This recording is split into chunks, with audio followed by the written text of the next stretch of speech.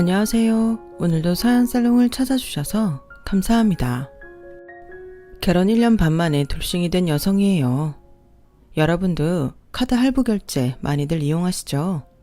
할부 결제가 잘만 이용하면 한 번에 목돈 들이지 않고 큰 금액을 분할해서 낼 수 있어서 편리하긴 한데요. 사람에 따라서는 빚을 만드는 지름길이 되기도 하더군요. 바로 제 남편처럼 말이죠. 카드로 할부 결제를 할 때 무이자 할부 기간이 아닌 경우엔 엄청난 이자가 붙는데 그걸 간과한 탓이었어요. 결국 남편의 무분별한 할부 결제 때문에 저희 부부는 이혼까지 이르게 되었답니다. 그럼 지금부터 할부 결제 때문에 이혼까지 하게 된 제 사연을 들려드릴게요. 남편과 저는 직장은 달랐지만 회사가 같은 건물에 있었어요. 그렇다 보니 오며 가며 얼굴을 마주치게 되었고 그러다 우연한 기회로 연인 사이로 발전하게 되었답니다. 그날은 제가 야근을 하던 날이었어요. 전날 강제회식의 여파로 몸이 천근만근이었지만 그렇다고 일을 두고 퇴근할 수는 없어서 회사에 남게 되었죠. 11시쯤 지나 업무를 마치고 사무실을 나섰는데 갑자기 엘리베이터가 멈춰버린 거예요. 저희 사무실 직원이라고 모두 퇴근하고 없던 터라 덜컥 겁이 나더라고요. 비상벨을 눌러도 반응이 없어서 119에 전화를 하려고 했는데 안 되는 날은 뭘 해도 안 된다고 글쎄 제가 사무실에 휴대폰을 놓고 나왔지 뭐예요. 순간 눈앞이 캄캄해지더라고요. 이제 제가 할 수 있는 거라곤 살려달라고 소리치는 것밖엔 없었어요. 저희 회사 건물에는 몇 개의 회사들이 입주해 있었는데 하필 시간인지라 사무실에 직원이 남아있을 확률은 극도로 낮았죠. 설사 있다 하더라도 사무실 안까지 제 목소리가 들리지 않으면 소용없는 일이기도 했고요. 그래도 뵐 수 있나요? 하는 데까지는 해보는 수밖에요. 지푸라기라도 잡는 심정으로 주먹으로 벽을 치면서 살려달라고 여기 사람이 있다고 소리쳤어요. 그렇게 한 몇 분 패닉 상태에 빠져서 고래고래 소리쳤는데 밖에서 인기척이 들리더라고요. 그 남자는 경비실에 연락해 줄 테니 잠시만 기다리라고 했어요. 그런데 경비실에 사람이 없었는지 119에 구조 요청을 하는 것 같더라고요. 남자는 저를 안심시키려고 퇴근도 미루고 구조대가 올 때까지 계속 말을 걸어주었어요. 솔직히 그땐 머릿속이 하얘져서 남자가 무슨 말을 했는지 기억도 안 나요. 기억나는 거라곤 여기서 구조되면 시원한 맥주는 한잔 하자는 거였죠. 평소 술을 좋아하는 편은 아니었지만 답답한 엘리베이터에 갇혀있다 보니 시원한 맥주가 그렇게 땡길 수가 없었어요. 10여 분쯤 뒤 구조대가 도착했고 그제야 저는 갑갑한 엘리베이터에서 탈출할 수 있었어요. 그런데 정신이 없는 와중에 누군가 제게 다가오더라고요. 얼굴은 낯설었지만 목소리가 익숙한 걸 보니 문 밖에서 구조대도 불러주고 제게 말을 걸어주었던 그 남자인 것 같았어요. 남자는 다친 곳은 없는지 눈으로 저를 살피고는 와락 안아주더라고요. 무사해서 다행이라면서요. 솔직히 처음 보는 남자가 이런 행동을 하면 기분이 나빠야 정상이잖아요. 그런데 그때는 너무 겁에 질려 있어서 그랬는지 오히려 남자의 따뜻한 온기가 고맙기까지 하더라고요. 남자와 통성명을 하고 집으로 돌아온 저는 침대에 눕자마자 기절하다시피 쓰러졌어요. 그리고 다음날 아침 평소처럼 회사로 출근을 했어요. 제가 맡고 있던 일이 산더미라 병가를 내고 쉴 처지가 아니었거든요. 당시 제가 다니던 회사는 월급도 많이 주고 보너스도 많은 편이었지만 업무량이 많아서 평균 퇴근 시간이 저녁 8시 언저리였어요. 그러니 워라밸을 중시하는 젊은 직원들이 오래 붙어있을 리가 없죠. 제 밑에 있던 직원도 반년 동안 둘이나 나갔을 정도예요. 그 바람에 제 업무는 점점 더 늘어만 갔고요. 사실 돈이 아니라면 이렇게까지 몸을 혹사하며 회사에 다닐 필요는 없었어요. 남들처럼 정시에 출퇴근이 가능한 회사에 들어가 인간답게 살았겠죠. 그렇다고 제가 젊을 때 목돈을 벌어두고 일찍 은퇴해 내 인생을 살려는 파이어족을 꿈꾸는 것도 아니었어요. 저는 그저 어릴 때부터 하도 가난에 치여서 돈에 대한 집착이 있었던 것 뿐이었죠. 그렇다고 자린고비까지는 아니었어요. 다만 돈을 벌 수 있을 때 열심히 벌어 모으고 쓸데없는 지출을 줄이는 정도였으니까요. 그런 성격 덕에 대학 졸업 후 2년 만에 학자금 대출금도 다 갚았고 8년간 직장 생활을 하는 동안 돈도 꽤 모았어요. 부모님한테 몇 번 목돈이 들어간 적이 있는데도 말이죠. 그렇다고 할 거 다 하고 돈을 모았던 건 아니에요. 남들 다 가는 해외여행은커녕 제주도 여행도 한 번 가본 적이 없었으니까요. 연애도 마찬가지였어요. 연애를 할 상대도 없었지만 시간도 없어서 누굴 만날 처지가 아니라서 자연히 돈이 굳게 된 거죠. 그렇다고 비혼주의자도 아니었지만 생각해보세요. 허구한 날 야근하는 여자를 누가 좋아하겠어요. 저라도 싫은걸요. 그런데 생각지도 못한 순간 눈앞에 남자가 나타난 거예요. 바로 엘리베이터에서 저를 구해준 그 남자요. 그날 많이 놀랐죠?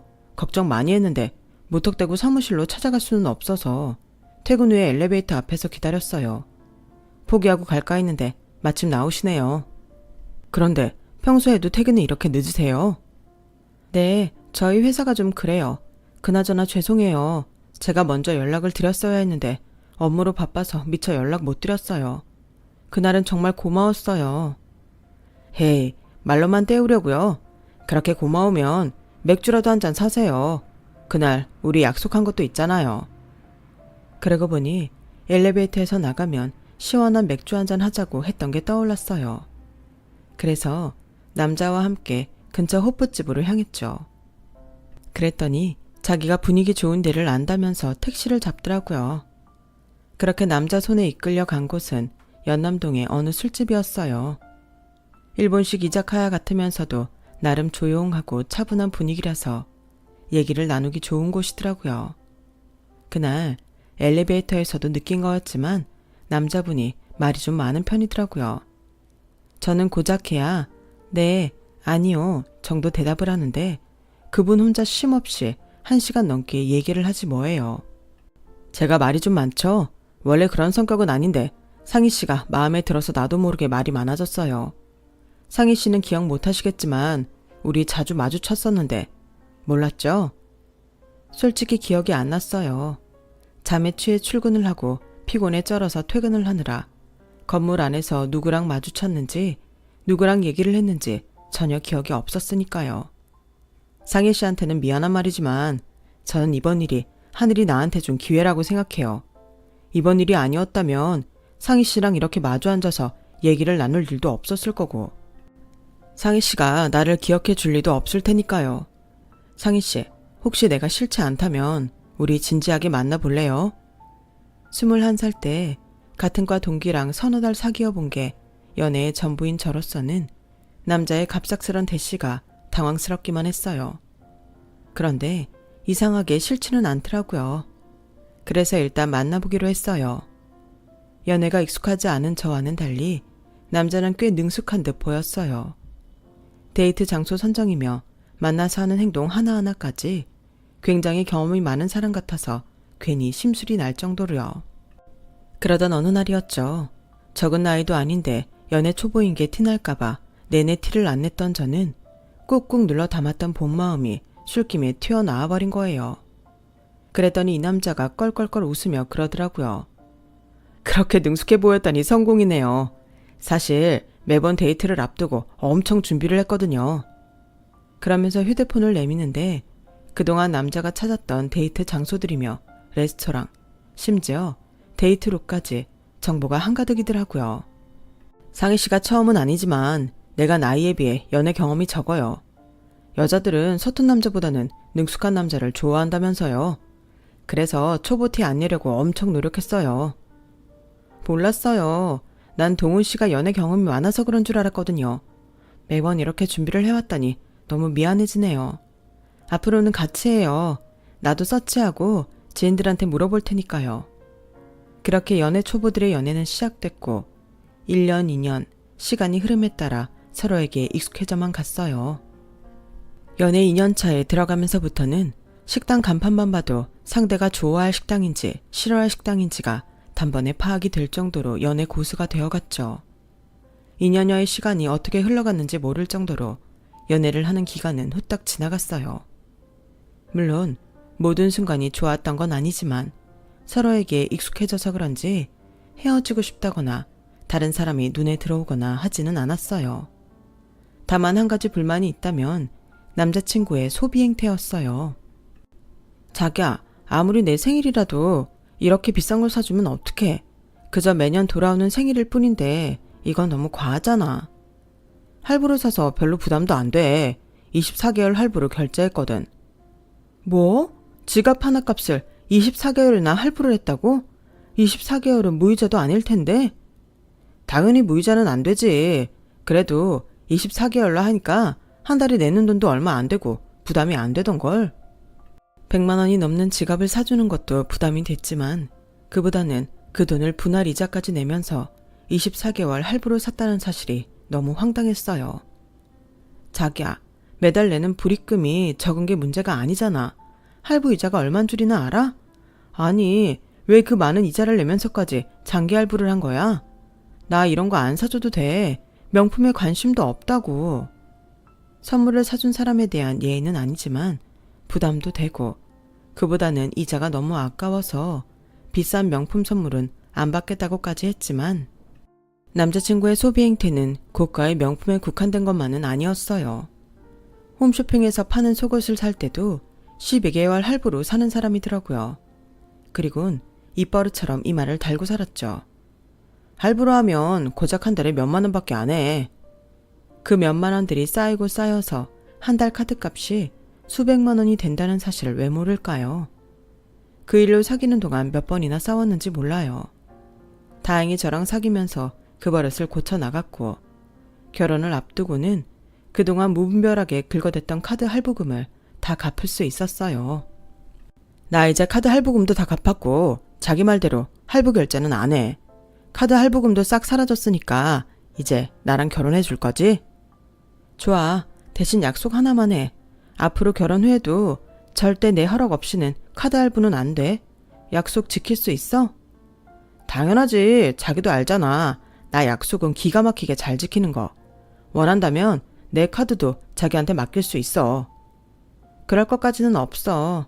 자기가 내 말을 믿고 따라준 것처럼 나도 자기 믿을게. 대신 앞으로 나한테 말없이 카드 할부로 물건을 사면 그땐 당장 이혼이야. 알았지? 그때 자기 카드를 맡기겠다는 남자친구의 말을 거절하는 게 아니었어요. 그때는 그게 남자친구에 대한 제 믿음을 보여주는 행동이라고 생각했었는데 그 값싼 믿음이 나중에 얼마나 큰 화를 불러일으킬지는 상상도 못했던 거죠. 저희 시부모님은 15년 전에 이혼을 하셔서 어머님 혼자 남편과 시누이와 함께 살고 계셨어요. 아버님은 재혼을 하신 뒤로 가족과 연락도 끊고 살아서 상견례 때도 오지 않으셨어요. 결혼식 당일에도 마찬가지였고요. 시어머니는 남편의 외도로 평생 마음고생을 하셔서 그런가 자식들에 대한 집착이 강한 분이었어요. 아들뿐만 아니라 딸에게도 과하다 싶을 정도로 애착이 강한 분이었죠. 그건 자식 입장에서는 좋은 일이겠지만 며느리 입장에서는 정말 힘든 일이었어요. 제게도 자신과 똑같이 어머님 아들 딸한테 헌신적으로 굴길 바라셨거든요. 예, 넌 내가 몇 번 말했는데 아직도 아침상에 밥 대신 빵을 올리니? 우리 아들은 아침에 밥을 먹어야 힘이 나는 애라고 얘기했잖니? 어머니, 그이도 허락한 거예요. 대신 저녁 밥은 제대로 먹이고 있으니까 이해해 주세요. 얘가 뭐라는 거야? 네가 아침밥하기 귀찮아하니까 착한 우리 아들이 빵 먹겠다고 한 거 아니겠니? 어쩜 이렇게 지밖에 모르는지 원.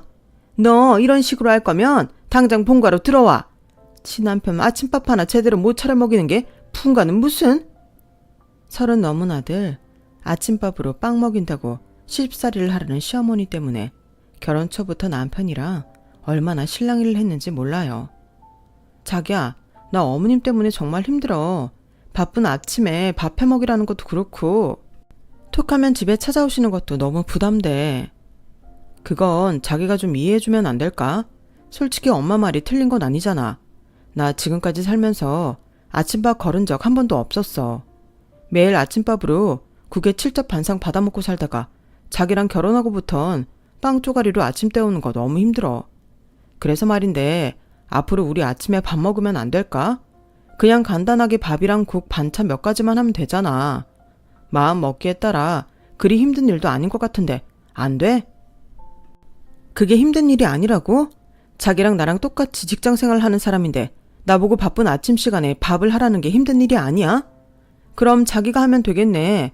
난 빵이든 죽이든 대충 배만 차면 되니까 자기 먹을 아침밥은 자기가 해. 아침엔 꼭 밥이어야 한다던 남편은 자기가 직접 해 먹으라는 말에 얼른 뱉기를 들었어요. 자기도 제가 먹는 빵으로 아침을 때우겠다면서요. 남자들은 참 웃기죠. 자기들은 손 하나 까딱하지 않으면서 와이프 보곤 그 바쁜 아침에 밥하고 반찬까지 만들라고 하니 말이에요. 남편과談判끝에 아침밥은 빵을 먹는 걸로 결정이 나긴 했지만 이로 인해 더 큰 일이 벌어지고 말았어요. 얼마 뒤 아침이었는데 잠결에 들어보니 밖에서 소리가 나는 거예요. 도마에 칼질하는 소리도 들리고 된장국 냄새까지 풍기더라고요.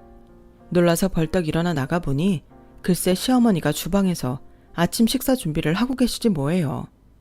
어머니, 이 시간에 여긴 웬일이세요? 아니 왜 주방에서 밥을 하세요?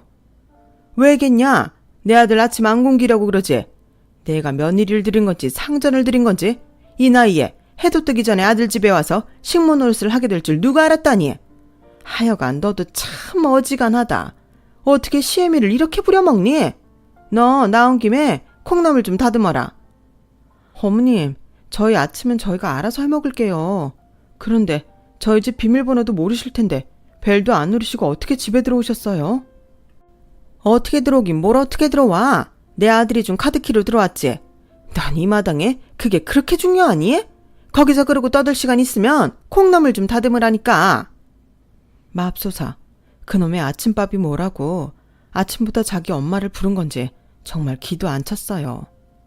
그날 이후 어머님은 아침마다 저희 집에 오셔서 아침상을 차리셨어요. 그 바람에 저도 새벽같이 일어나 어머님을 도와 아침 준비를 해야 했죠. 아침부터 청국장이며 동태찌개, 심지어 잡채까지 만드시는데 정말 미치겠더라고요. 결국 제가 아침밥을 해 먹일 테니 앞으로는 아침밥 하러 오지 마시라고 하고서야 어머님의 오전 방문은 끝이 났어요. 자기 때문에 이런 사단이 났는데도 남편은 신나게 젓가락질을 하며 볼이 터져라 밥을 먹더라고요.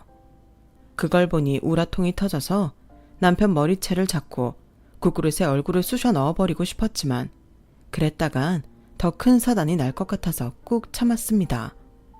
엄마, 친할머니도 아빠 아침밥 차려 먹이라고 집까지 찾아오고 그랬어? 나 정말 우리 시어머니 때문에 미치겠어. 네 할머니도 그 정도는 아니었다. 아니지, 집이 멀어서 못 온 걸지도 모르겠네.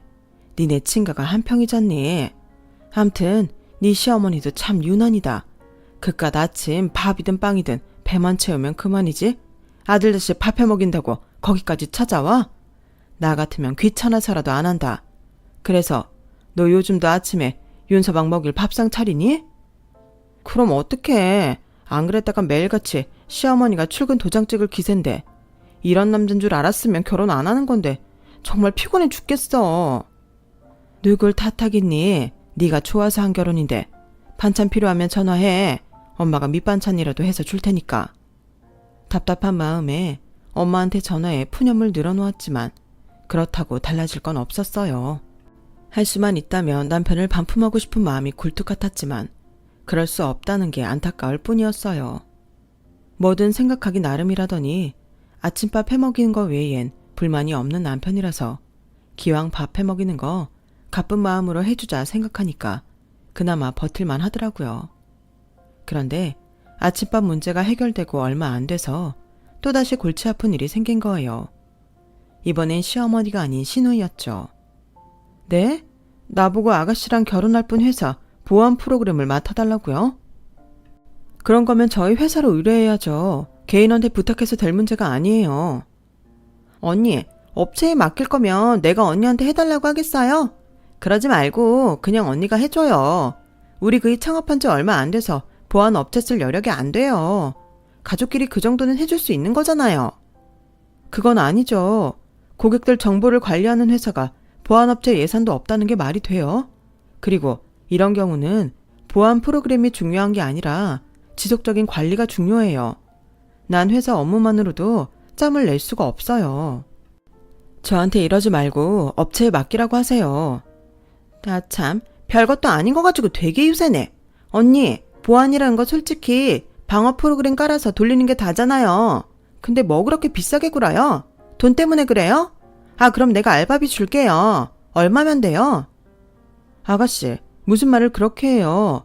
아가씨가 보기엔 내가 하는 일이 별거 아닐지 몰라도 해킹당해서 보안 뚫리면 회사 하나 날아가는 건 일도 아니에요. 소송이라도 당하면 수억, 아니 수십억 날아가는 건 순간이라고요. 그러니까 업체에 의뢰하든 아니면 그 일 접으라고 하세요. 아무리 세상 물정 모른다지만 어쩜 이렇게 철딱선이 없는 소리를 하는 건지 도무지 이해가 안 갔어요. 게다가 지가 뭘 안다고 제 일이 별거 아니란 듯이 말을 해요. 시누이 하는 꼴이 하도 얄미워서 저는 딱 잘라 거절하곤 전화를 끊어버렸어요. 그랬더니 그날 밤 기다렸다는 듯이 시어머니가 호출을 하시더라고요. 그래서 퇴근길에 지친 몸을 이끌고 시댁으로 향했죠. 시댁에 가보니 남편도 이미 와 있더라고요. 제가 오기 전까지 새 식구가 무슨 얘기를 했는지 제가 현관에 들어서니까 하던 말을 뚝 끊더라고요. 그리곤 시어머니의 일방적인 훈계가 시작되었죠. 얘, 넌 무슨 애가 그렇게 냉정하니? 네 시누이가 오죽하면 너한테 부탁을 했겠니? 김서방이 회사 차린 지도 얼마 안 돼서 자금이 부족해 그런 모양인데 그냥 눈 딱 감고 해주면 되잖니. 가족 좋다는 게 뭐 있어? 서로 어려울 때 돕고 사는 거지. 그러니까 잔말 말고 해줘라. 뭐 어려운 일이라고 하니 많이 말이 많아. 어머님, 그렇게 별거 아닌 일이면 어머님이 하세요. 전 시간도 안 돼서 책임 못 질 일 떠맡고 싶지도 않아요. 너 시애미 앞에서 그게 할 말이니? 누가 보면 네가 엄청 대단한 일 하는 줄 알겠구나. 얘기 들어보니 프로그램인지 뭔지 그거만 있으면 다 해결된다는데 그거 하나 해결해주면 될걸 이 난리를 피워야 해. 그래 여보, 당신이야 늘상 하는 일이잖아. 회사 일 하는 김에 프로그램 좀 가져다 깔아주면 되는데 그게 뭐 그리 어렵다고 그래. 엄마 얼굴을 봐서라도 그냥 해줘. 아, 이 인간들이 내 일을 뭘로 보고 이러는지 정말 화가 나서 말도 섞기 싫더라고요. 하지만 이 상황에 입 꾹 다물고 있다가는 제가 덤탱이 쓰게 될 것 같아서 딱 잘라 거절했어요. 당신이 보안 프로그램에 대해 뭘 안다고 그래? 내 일에 대해 잘 알지도 못하면서 함부로 말하지 마. 내가 아가씨한테도 이미 말했지만 이거 프로그램 하나 깐다고 끝나는 일 아니야. 지속적인 관리도 필요하고 주기적으로 업데이트도 해줘야 돼. 그러려면 그 일에 전적으로 매달릴 사람이 필요한데 내가 시간이 어딨어? 암튼 2번 말 안 하니까 더 이상 나한테 이래라 저래라 강요하지 마. 다른 건 몰라도 일적으로 저를 무시하는 건 도저히 참을 수가 없었어요. 물론 제가 못해줄 만큼 어려운 일은 아니었지만 이렇게 한번 물러섰다가는 툭하면 저한테 공짜로 일해달라는 소리를 할 것도 뻔하고 제 일을 하찮게 여길 게 뻔해서 절대 못하겠더라고요. 그 일이 있은 이후로 남편을 비롯해 시댁 식구들은 은근히 저를 따돌리기 시작했어요. 저 몰래 자기들끼리 모여서 외식도 하고 심지어 시누이 결혼을 앞두고 가정여행을 떠날 때도 저만 쏙 빼고 가더라고요. 차라리 잘 됐다 싶었어요. 저도 그런 피곤한 사람들과 어울리기 싫었거든요. 나중에 얘기를 들어보니 처음부터 시누이가 공짜로 저한테 맡길 수 있다고 호언장담을 해서 벌어진 일이었더라고요. 아니, 일은 나한테 떠넘기면서 왜 지가 확정을 짓고 미리 생색을 내요? 게다가 예비 심해부한테 뭐라고 말했는지 결혼식도 올리기 전부터 심해부는 저에 대해 안 좋은 인상을 갖게 되었어요. 시댁에 인사를 드리러 와서도 저한테만 냉랭하게 굴더라고요. 그런데 이건 이후에 벌어질 일에 비하면 3발의 피에 불과했어요. 시누이가 결혼을 하고 다음 달 집으로 날아온 남편의 카드 명세서를 본 순간 저는 패닉에 빠지게 되었거든요. 이게 다 얼마야? 당신 도대체 뭐를 얼마나 샀길래 카드값이 300이 넘게 나왔냐고. 어머, 24개월 할부? 여보, 당신 장기 할부로 물건 샀어? 아, 그게 이번 달부터 나왔구나. 내 거 산 거 아니야. 정화 혼수 준비할 때 내 카드로 긁었는데 그거 나온 거야. 기집애 이것저것 사더니 엄청 나왔네. 아가씨 혼수를 왜 당신 카드로 긁어? 설마 아가씨 혼수 비용을 당신이 내기로 한 거야? 말해봐, 그런 거냐고. 그럼 어떡해. 모아놓은 돈은 없다지. 당장 결혼을 시켜야지. 별 수 있어? 오빠인 내가 해줄 수밖에. 당신이 그걸 왜 해줘? 결혼할 때 아가씨한테 현금으로 500만 원 줬잖아. 근데 왜 혼수까지 해주냐고. 그리고 그런 일이 있었으면 나랑 상의 정도는 해야 되는 거 아니야? 왜 당신 마음대로 해주냐고. 24개월 할부면 앞으로 2년 동안은 이 정도 금액이 카드값으로 나온다는 얘긴데 당신 월급이 얼마라고 이렇게 긁어댔냔 말이냐고. 됐고, 난 이번 일 절대 그냥 못 넘어가니까 카드값 당신 동생한테 받아와. 아, 정말 그놈의 돈 소리 좀 안 하면 안 돼? 살다 보면 돈 쓸 일도 있는 거지. 꼭 이렇게 몇 분 안 되는 돈 가지고 남자 자존심을 긁어야겠어. 그동안 당신한테 말은 안 했는데 당신이 이럴 때마다 내가 얼마나 존심 상하는 줄 알아? 아무리 당신이 나보다 잘 벌어도 남편 대접은 해줘야 할 거 아니냐고. 안 그래도 당신이 매자 회사에 일 안 도와줘서 내가 정화한테도 체면이 말이 아닌데 어떻게 그 돈 달란 소리를 해. 당신 꼭 이렇게까지 해야겠어? 남편은 길길이 뛰며 적반하장으로 나왔어요. 아니, 자기가 모아놓은 돈이 없으면 혼수도 정도껏 해갈 것이지. 가전제품도 최고급으로 해가고 예단까지 명품으로 해갈 일이냐고요. 남편이고 시누이고 도대체 머리에 뭐가 든 건지 정말 이해도 안 가고 이해하고 싶은 생각도 안 들었어요. 쥐뿔도 없는 것들이 허세만 쩔어서는 도대체 왜 이러나 몰라요. 제가 그 난리를 치는데도 남편은 절대 동생한테 돈 못 받아온다고 뻗대길래 제가 직접 아가씨한테 전화를 했어요. 그랬더니 오히려 자기가 성질을 내지 뭐해요. 아니, 우리 오빠가 해준 혼수를 왜 언니가 트집을 잡아요? 언니는 언니 동생이랑 사이가 안 좋은지 몰라도 우리 남매는 여동생 결혼해. 그 정도 해줄 만큼 사이 좋아요. 언니가 중간에 끼어서 회복만 놓지 않으면 평생 가도 얼굴 붉힐 일 하나 없는 사이라고요. 도대체 오빠는 왜 저런 사람이랑 결혼해서 사람 피곤하게 하는 거야? 암튼 난 그 돈 못 물어주니까 오빠랑 지지고 볶든 마음대로 하세요. 신우이는 지 할 말만 하고는 전화를 끊어버렸어요. 그리고는 제가 다시 전화를 해도 차단을 했는지 좀처럼 받질 않더라고요. 결국 저는 시댁에 찾아가 시어머니한테 얘기를 하고는 카드값을 물어달라고 말씀을 드렸어요. 네가 뭔데 우리 애들 사이를 갈라놓으려 들어? 오빠가 여동생 결혼하는데 그 정도 해줄 수도 있는 거지. 뭐가 문제라고 여기까지 달려와선 큰 소리냐고. 정 그렇게 돈이 아까우면 차라리 매달 나한테 용돈 준다 셈 쳐라. 그러면 되지? 어머님, 그게 말이 돼요? 어떻게 어머님 용돈을 한 달에 300씩 드리는 셈을 쳐요. 어머니, 그이 월급이 얼만지는 알기는 하세요? 세금 떼고 나면 298만 원이에요. 그런데 거기서 매달 카드값을 320만 원이나 내라고요?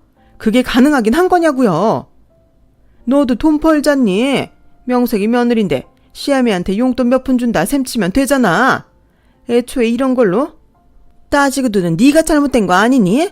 나 때는 시누이고 시동생이고 시집장가 보낼 때 응당 혼수며 예물까지 우리가 다 해줘야 하는 걸로 알고 살았다. 형제가 많은 것도 아니고 꼴랑 남매뿐인데 오빠가 여동생 결혼하는데 그 정도도 못 해주니? 너 시집와서 우리 집에 한 게 뭐 있니? 매번 풀러만 일으켜서 집안 분위기만 흐리고 툭하면 시애미한테 고개 빳빳이 들고 따지기나 있지. 며느리 노릇 제대로 한 게 뭐 있냔 말이야. 그러니 이번만큼은 입 다물고 빠져 있어. 시집가서 잘 사는 시누이까지 괴롭히지 말고. 이건 뭐 말이 통해야 대화를 하죠. 능력도 안 되면서 오빠 카드로 비싼 혼수로 처발라가며 시집을 간 당신 딸을 탓해야지. 왜 며느리 탓을 한대요?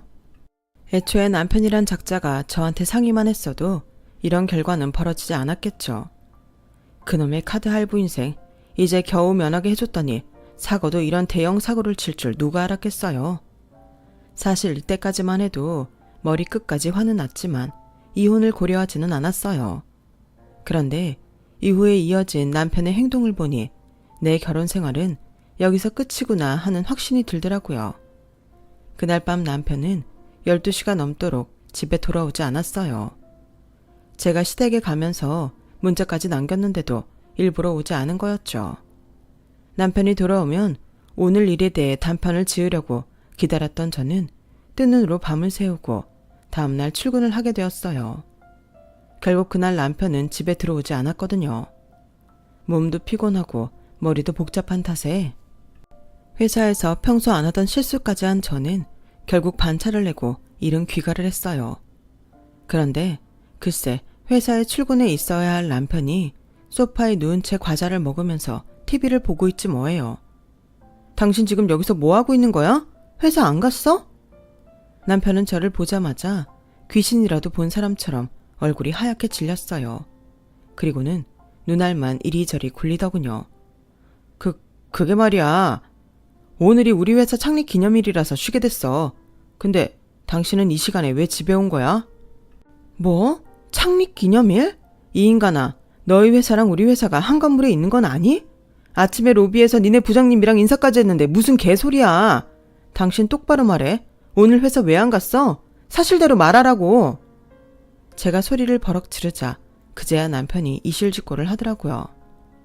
어머님을 통해 제가 시누이 혼수 문제로 화가 단단히 났다는 걸 알게 된 남편은 저 몰래 카드 할부금을 어떻게 정리할까 고민하다가 퇴직금을 떠올렸던 거예요. 아직은 이직도 가능할 나이니까 일단 퇴직금 받아서 카드값 정리하고 나머지 일은 나중에 처리하자 했던 거죠. 이 멍청한 인간아, 넌 그걸 해결책이라고 떠올린 거냐? 고작 여동생 혼수 비용 때문에 직장까지 그만두는 게 말이 되느냐고. 이직? 말이 쉽지. 요즘 같은 때에 이직이 쉬운 줄 알아? 누가 회사 문 열어놓고 당신 기다리고 있대? 애도 아니고 어쩜 사람이 이렇게 단순해? 그럼 어떡해. 당신은 카드 알바면 이혼이라고 하지. 엄마는 여동생 결혼하는데 오빠가 그 정도도 못해주냐고 오히려 당신 탓만 하지. 중간에서 내가 얼마나 힘든 줄 알아? 나도 회사 옮기기 싫어. 그치만 어떡해. 카드값 처리하려면 이 방법밖에는 없는걸. 자기야, 자기도 나 회사 옮기는 거 싫지? 그럼 자기가 은행 대출 좀 받아주면 안 될까? 자기는 신용도 좋고 죽어라 은행 실적도 좋잖아. 딱 5천만 받아주라. 내가 살면서 다 갚아줄 테니까. 응? 뭐라고? 이 미친 인간아. 내가 왜 네 동생 혼수 비용 때문에 대출까지 받아야 되는데 네 동생이랑 니네 엄마는 뭐하고? 나한테 이러는 거냐고. 니들 눈에는 내가 호구로 보이니? 날 이렇게 써먹으려고 나랑 결혼한 거야? 말해봐 이 개자식아. 나 더는 이러고 못 살아. 멍청하고 대책 없는 너도 싫고 며느리를 자기 집 걸레 쪼가리만도 못하게 생각하는 네 엄마도 싫고 분수도 모르고 사치만 부려대는 네 여동생도 다 싫어. 그러니까 여기서 끝내자. 길게 가봐야 더 추한 꼴만 보게 될 뿐이야.